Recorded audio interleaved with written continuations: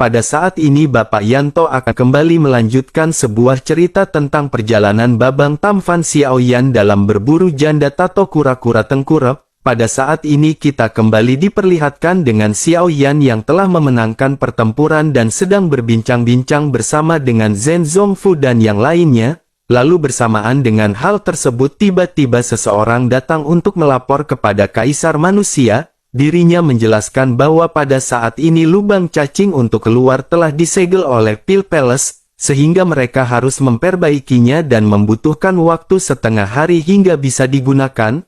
Mendengar hal tersebut Kaisar Manusia pun segera memerintahkan mereka untuk mengerjakannya. Lalu setelah itu Zhen Zongfu melihat sekeliling di mana bangunan di atas Pil Palace pada saat ini benar-benar telah hancur. Zhen Zongfu pun menghela nafas dan bergumam sungguh disayangkan bahwa bangunan ini benar-benar hancur.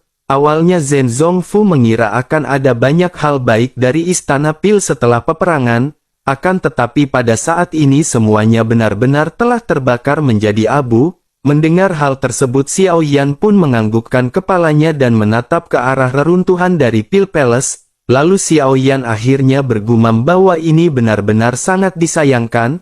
Karena jika bangunan ini tidak hancur, maka mereka akan dapat digunakan sebagai sumber daya. Akan tetapi meskipun bangunan-bangunan ini telah hancur, namun bangunan-bangunan ini akan bisa dipulihkan kembali. Tentu saja ruang ini juga sangat bagus karena letaknya pada saat ini sangat dekat dengan kota Juxi. Mendengar apa yang dikatakan oleh Xiaoyan ini Zhen Zongfu pada akhirnya segera berbicara sambil tersenyum. Zhen Zongfu berkata karena saudara Xiaoyan sangat menyukai tempat ini, maka tempat ini mulai saat ini akan menjadi milik saudara Xiaoyan. Mendengar hal tersebut Xiaoyan pada saat ini tersenyum dan mulai berbicara perlahan. Xiaoyan berkata bahwa Kaisar Manusia benar-benar sangat murah hati. Xiaoyan berpikir harus ada tempat untuk alkemis di kota Juxi. Oleh karena itu mari mereka membangun serikat alkemis baru di lahan ini. Menanggapi hal tersebut Zhen Zongfu pada saat ini tertawa dan berkata bahwa saudara Xiaoyan telah berkontribusi paling banyak kali ini. Oleh karena itu Zhen Zongfu hanya bisa mendengarkan apa yang ingin dilakukan oleh saudara Xiaoyan. Saudara Xiaoyan pada saat ini bisa mengaturnya dan bagaimana menurut dari saudara Zhan Huan. Mendengar Zhen Zongfu yang pada saat ini melemparkan pertanyaan kepadanya, Zhan Huan seketika tersenyum dan menangkupkan tangannya kepada Xiaoyan. Zhan Huan berkata bahwa dirinya akan melakukan apapun yang mereka berdua inginkan. Zhan Huan pada saat ini tidak memiliki pendapat tetapi jika serikat alkemis ini telah dibangun, maka saudara Xiaoyan benar-benar harus mengundang mereka untuk minum-minum teh. Menyadari keduanya pada saat ini tidak keberatan Xiaoyan pun segera tersenyum. Tentu saja Xiaoyan pada saat ini sudah memikirkan permasalahan ini dan memiliki kandidat di hatinya, yang dimana Xiaoyan akan menunjuk klan Yao untuk mengurusi permasalahan mengenai serikat para alkemis, dan pada saat ini permasalahan mengenai serikat alkemis telah selesai tetapi masih ada satu hal yang mengganjal di hati Xiaoyan. Lalu Xiaoyan pada akhirnya segera berkata kepada Zhen Zongfu bahwa ada satu hal lagi yang ingin Xiaoyan diketahui. Menanggapi hal tersebut Zhen Zongfu pun segera berkata kepada Xiaoyan agar Xiaoyan segera menanyakan hal tersebut. Lalu Xiaoyan tanpa basa-basi segera berkata bahwa dirinya ingin tahu ketika di atas salju, siapakah yang membunuh Dan Yan dan siapakah yang berpura-pura menjadi Xiaoyan. Begitu Xiaoyan mengatakan hal ini wajah Zhen Zongfu seketika berubah. Tentu saja dirinya benar-benar tidak berpikir bahwa Xiaoyan benar-benar akan menggarismerahkan permasalahan ini. Lalu Zhen Zongfu pada saat ini benar-benar bingung untuk menjawab. Akan tetapi Zhen Zongfu juga takut jika dirinya harus berbohong. Lalu pada akhirnya Zhen Zongfu memutuskan mengatakan semuanya secara jujur. Dirinya berkata bahwa dirinya telah melakukan sesuatu yang salah dalam hal ini. Oleh karena itu dirinya benar-benar meminta maaf kepada saudara Xiaoyan. Kemudian dirinya akan menebus semua kesalahannya kepada saudara Xiaoyan. Menanggapi hal tersebut Xiaoyan pada saat ini hanya melambaikan tangannya. Xiaoyan benar-benar tidak terlalu peduli karena semuanya telah sampai ke tahap ini. Sementara itu Zhen Zongfu pada saat ini bersikeras dan berkata bahwa ini memang salahnya. Oleh karena itu pada saat ini saudara Xiao Yan bisa menghukum Zhen Zongfu sesuka hatinya. Mendengar apa yang dikatakan oleh Zhen Zongfu, Xiao Yan pada saat ini segera merenung. Lalu pada akhirnya Xiao Yan pun mengangguk dan berkata bahwa Aula Pil Palace ini benar-benar telah dihancurkan. Sehingga dengan begitu pendirian Serikat Alkemis harus diserahkan kepada Kaisar Manusia, dan hal itu bisa dianggap sebagai hukuman untuk Kaisar Manusia demi menebus semua kesalahannya. Mendengar hal tersebut Zhen Zongfu pada saat ini tersenyum dan menangkupkan tangannya, lalu dirinya berkata bahwa itu bukanlah permasalahan dan dirinya bisa menjamin bahwa Serikat Alkemis akan lebih makmur jika dibandingkan dengan Pil Palace sebelumnya. Lalu saudara Xiao Yan bisa tetap tenang dan yakin dan Zhen Zongfu akan mengurusi permasalahan ini. Zhen Zongfu lanjut berterima kasih kepada Xiao Yan dan berkata setelah mereka keluar dari pertempuran ini, dan jika Xiao Mansion membutuhkan sesuatu, maka aliansi bisnis dan ras manusia mereka tidak akan pernah mengabaikannya. Zhen Zongfu pada saat ini menyadari bahwa Xiao Yan benar-benar memiliki toleransi yang besar. Lalu permasalahan untuk pembangunan Serikat Alkemis benar-benar mudah bagi Zhen Zongfu, dan semua ini benar-benar bisa diatasi dengan uang dan dirinya menyadari bahwa Xiao Yan benar-benar telah memberikan jalan yang sangat bijak. Setelah menyelesaikan permasalahan ini pada akhirnya semua orang kembali berbincang-bincang, lalu di tengah-tengah perbincangan ini Zhen Zongfu teringat sesuatu dan berbisik kepada Xiao Yan. Dirinya berkata mengapa saudara Xiao Yan pada saat ini tidak pergi dan melihat luka dari 3 leluhur bintang 9, terutama pada saat ini saudara Xiao Yan harus melihat kondisi dari Guiyin, karena dirinya khawatir Guiyin tidak akan bisa bertahan lama setelah dihajar habis-habisan.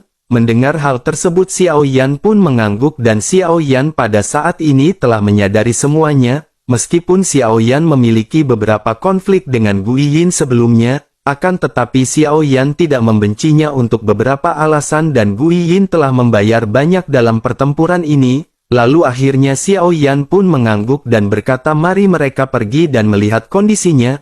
Lalu pada akhirnya semua orang segera pergi menuju ke arah 3 leluhur bintang 9 Doudi dan Guiyin. Setelah sampai Xiao Yan segera memeriksa kondisi semuanya dan mulai membuka mulutnya. Xiao Yan berkata bahwa aura dari 3 leluhur bintang 9 telah menenang, cukup gunakan beberapa pil pemulihan maka secara bertahap mereka akan pulih. Lalu Xiao Yan pun segera mengeluarkan beberapa pil pemulihan dari cincin penyimpanannya, kemudian Xiao Yan segera memasukkannya ke dalam mulut masing-masing dari 3 orang leluhur bintang 9. Kemudian penyebaran obat pada saat ini dengan cepat menyebar dan corak warna kulit dari 3 leluhur bintang 9 berangsur-angsur membaik. Setelah menangani 3 leluhur bintang 9 Xiao Yan segera mengalihkan pandangannya ke arah Guiyin, kemudian Xiao Yan menatap ke arah Guiyin dan mengerutkan kening karena Guiyin terlihat sangat tragis, karena tidak ada lengan di tubuhnya dan banyak lubang pada saat ini benar-benar dapat dilihat. Bahkan organ dalam di tubuh Guiyin juga pada saat ini benar-benar telah terluka parah. Lalu Xiao Yan merasakan aura Guiyin untuk beberapa saat dan Guiyin masih belum memiliki aura pada saat ini. Dan pada akhirnya Xiao Yan segera menggelengkan kepalanya beberapa kali. Lalu Xiao Yan segera berkata bahwa tidak ada aura kehidupan lagi dan Xiao Yan benar-benar khawatir. Zhen Zongfu pada saat ini benar-benar terlihat sedih mendengar perkataan dari Xiao Yan, lalu dirinya pada akhirnya segera bertanya apakah saudara Xiao Yan bisa untuk menyelamatkannya. Saudara Xiao Yan tentu telah melihat pertempuran sebelumnya dan Guiyin benar-benar berusaha membantu mereka. Lalu Xiao Yan pun mengangguk dan menatap Guiyin sebelum akhirnya menghela nafas. Xiao Yan lanjut berkata dengan perlahan bahwa kondisi Guiyin pada saat ini benar-benar menyedihkan, bahkan jika Xiao Yan membantunya pada saat ini Xiao Yan juga tidak tahu apakah itu akan berhasil. Bersamaan dengan hal tersebut pada saat ini cahaya terang keluar dari mata Xiao Yan dan perlahan-lahan cahaya tersebut membungkus tubuh Guiyin. Lalu Xiao Yan pun segera bergumam bahwa pada saat ini hanya ada sisa jiwa yang tersisa. Zhen Zongfu pada saat ini terus bertanya, bisakah saudara Xiao Yan membentuk kembali tubuh fisik dari Gui Yin? Xiao Yan pun pada saat ini kembali menghela nafas dan berkata bahwa Xiao Yan takut hal itu akan sangat sulit, karena jiwa dari Gui Yin ini sangat aneh dan berbeda dengan jiwa dari orang normal biasanya, apalagi dirinya sudah memiliki semacam aura maut. Ditambah lagi Gui Yin telah lama mati dan jika dirinya mati untuk yang kedua kalinya, maka peluangnya untuk dibangkitkan benar-benar tidaklah besar. Menanggapi hal tersebut Zhen Zongfu pada saat ini lanjut berbicara bahwa dirinya tahu mengenai sebuah berita, tetapi hal ini hanya mungkin dilakukan dengan kekuatan Dosian. Tentu saja Xiao Yan sedikit mengerutkan kening dan berkata bahwa dirinya ingin mendengar apa yang akan dikatakan oleh Kaisar Manusia. Zhen Zongfu pada akhirnya tanpa membuang-buang waktu segera menjelaskan kepada Xiao Yan, dirinya berkata saudara Xiao Yan tentu tahu bahwa ada lautan emas di luar benua Dodi, dikatakan bahwa di lautan emas ini telah tumbuh buah nirvana 9 revolusi, jadi selama seseorang memiliki jejak jiwa maka dirinya benar-benar akan mampu membentuk kembali tubuh. Mendengar apa yang dikatakan oleh Zhen Zongfu pada saat ini sosok Raja Naga segera membuka mulutnya, lalu suara Nan Erming pada saat ini berubah menjadi berat ketika Raja Sisik Naga berkata bahwa hal ini tersembunyi pada eranya, dan untuk saat ini dirinya benar-benar berpikir bahwa sepertinya tempat tersebut telah menghilang. Mendengar Nan Erming yang tiba-tiba berbicara seperti ini, tentu saja Zhen Zongfu dan yang lainnya pun terlihat bingung. Sementara itu Xiao Yan pada saat ini hanya tersenyum dan menoleh ke arah Nan Erming. Xiao Yan secara alami menyadari bahwa yang baru saja berbicara ini bukanlah Nan Erming, akan tetapi Raja Sisik Naga. Lalu akhirnya Xiao Yan pun segera bertanya kepada Raja Sisik Naga, apakah dirinya tahu di manakah tempat tersebut. Mendengar Xiao Yan yang menyebut Nan Erming dengan sebutan Raja Sisik Naga, tentu saja baik King Muer dan tim Xiao Yan yang lainnya benar-benar terkejut, bahkan mereka menatap kosong ke samping di mana Nan Erming yang berambut merah pada saat ini berdiri, lalu Xiao Zhan yang merupakan sahabat Nan Erming juga pada saat ini bingung hingga pada akhirnya dirinya bertanya kepada Xiao Yan. Xiao Zhan bertanya bukankah ini adalah Nan Erming dan siapakah Raja Sisik Naga ini? Lalu Xiao Yan pun segera menoleh ke arah kerumunan yang bingung dan berkata bahwa ceritanya sangat panjang, sehingga Xiao Yan akan menjelaskannya kepada mereka perlahan saat mereka kembali ke Xiao Mansion. Lalu setelah itu sosok Nan Erming pada saat ini kembali membuka mulutnya untuk berbicara, dirinya menganggukkan kepalanya dan berkata bahwa tidak banyak dari hal-hal ini bisa diketahui, tetapi yang jelas adalah bahwa suku naga yang hidup sekarang tentu mengetahuinya. Hal itu dikarenakan beberapa naga memiliki proses pertumbuhan yang sangat sulit, bahkan usaha mereka benar-benar sangat sulit untuk berhasil mengatasi kesengsaraan setiap saat, oleh karena itu klan naga akan memiliki koleksi benda ini. Mendengar hal tersebut pada saat ini Xiao Yan berpikir bahwa Xiao Yan benar-benar belum pernah bertemu dengan klan naga asli, sehingga Xiao Yan pada akhirnya berkata bahwa dirinya belum pernah bertemu dengan klan naga asli. Dan selama ini yang Xiao Yan lihat hanyalah mereka yang berasal dari beberapa cabang dari klan naga. Menanggapi hal tersebut Zhen Zongfu pada saat ini mengangguk dan mulai berbicara. Dirinya berkata bahwa kehidupan mereka benar-benar sangat rahasia. Dikatakan bahwa mereka semua hidup di bagian terdalam dari lautan emas tersebut. Mendengar hal ini Xiao Yan pada saat ini tiba-tiba sedikit bersemangat. Karena jika memang ada klan naga asli di benua Dodi, maka Xiao Yan ingin tahu apakah Ziyan si bocil Luknut dan Zukun sang duta cendol dawet juga akan datang ke benua Dodi. Dalam memikirkan hal ini Xiao Yan pada saat ini kembali teringat kenangannya di benua Doki.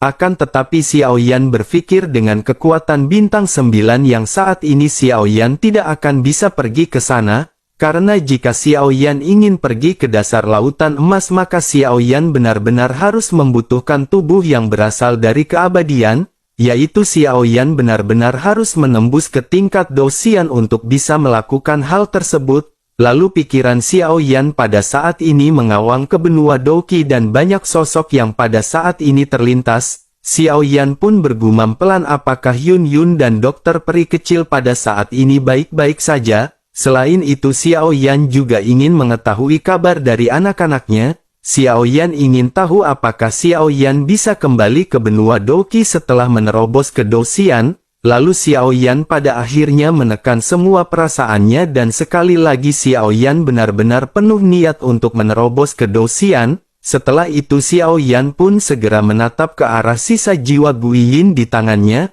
Kemudian Xiao Yan segera berkata bahwa Xiao Yan akan melindungi sisa jiwa Guiyin terlebih dahulu. Xiao Yan akan membantunya membentuk kembali tubuhnya ketika Xiao Yan menemukan buah nirvana 9 revolusi. Lalu Zhen Zongfu mengangguk dan Xiao Yan pada saat ini segera memasukkan sisa jiwa Guiyin ke dalam botol giok. Kemudian Xiao Yan juga pada saat ini memasukkan kekuatan spiritual ke dalam sisa jiwa dari Guiyin. Sehingga sisa jiwa yang perlahan-lahan menyebar pada saat ini benar-benar kembali menyatu di bawah tekanan kekuatan spiritual Xiao Yan. Setelah itu Xiao Yan pun segera memasukkan botol batu giok ini ke dalam cincin penyimpanan. Bersamaan dengan hal tersebut pada saat ini seseorang kembali datang dan berkata bahwa lubang cacing telah diperbaiki. Oleh karena itu pada saat ini mereka bisa segera pergi dari tempat ini. Zhen Zongfu pun seketika mengangguk sebelum akhirnya segera memberi isyarat kepada semua orang.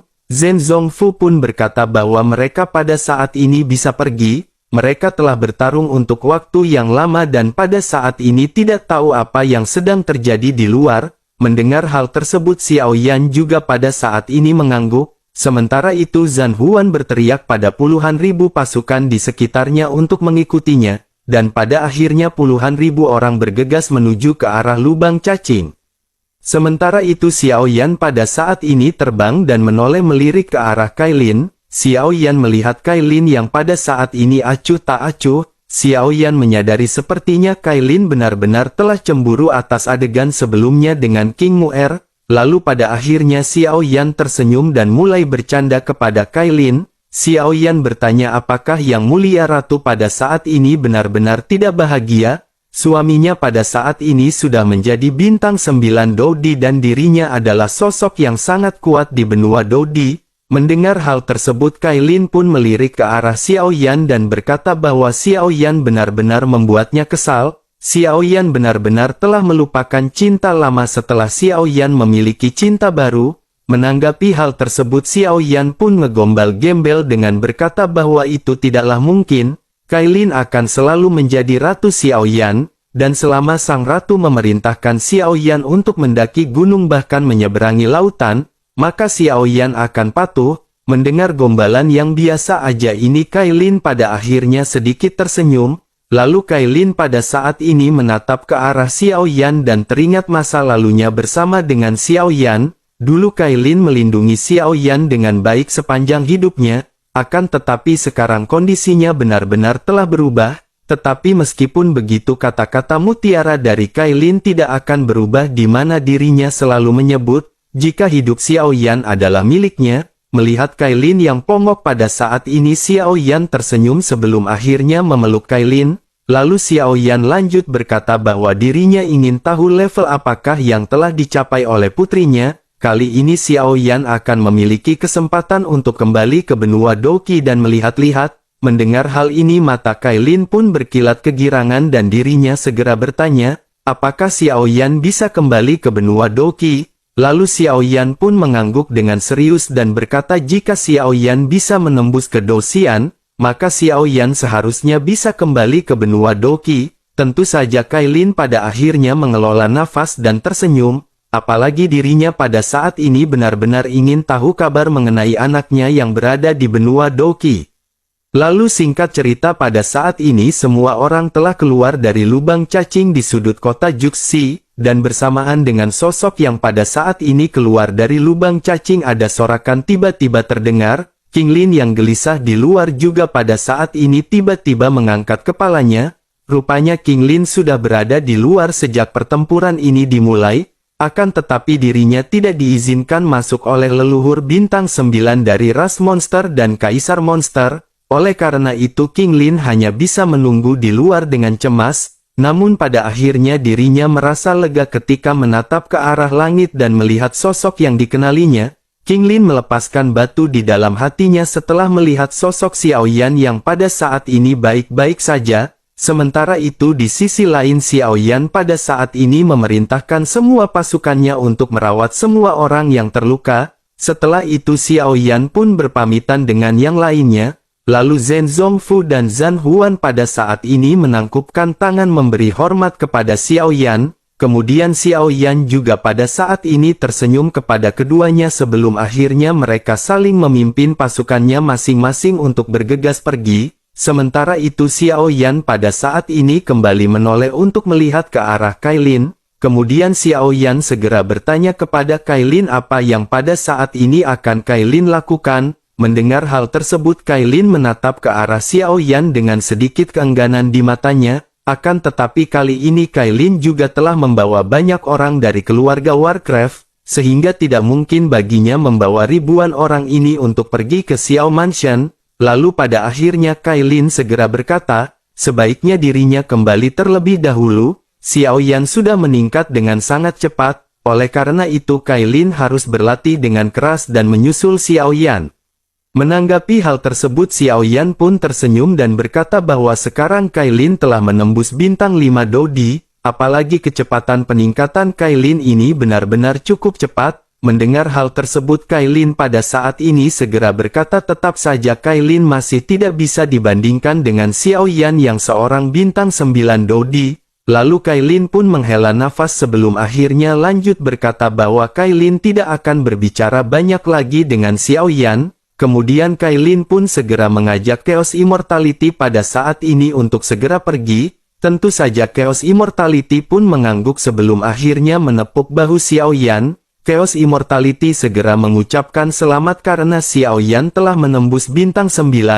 Namun pada saat ini dirinya harus pergi terlebih dahulu dan jika ada kesempatan di masa depan, maka mereka akan berbincang-bincang di warung Bude Yanti sambil makan pecel lele. Xiao Yan pun tersenyum dan mengangguk dan pada saat ini menatap ke arah Kailin dan Chaos Immortality yang juga pergi bersama dengan pasukannya.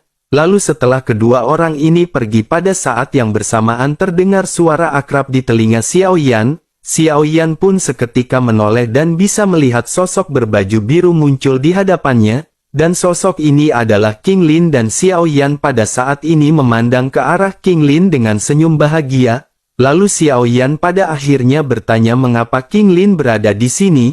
King Lin dengan malu-malu segera menjawab, bahwa dirinya sangat khawatir tentang keadaan kakak Xiao Yan. Selain itu sebagian besar orang kuat di klan telah dimobilisasi kali ini ke Pil Palace. Kaisar Monster dan tertua juga pada saat ini tidak mengizinkan King Lin untuk masuk. Oleh karena itu King Lin hanya bisa menunggu di luar menunggu pertempuran selesai.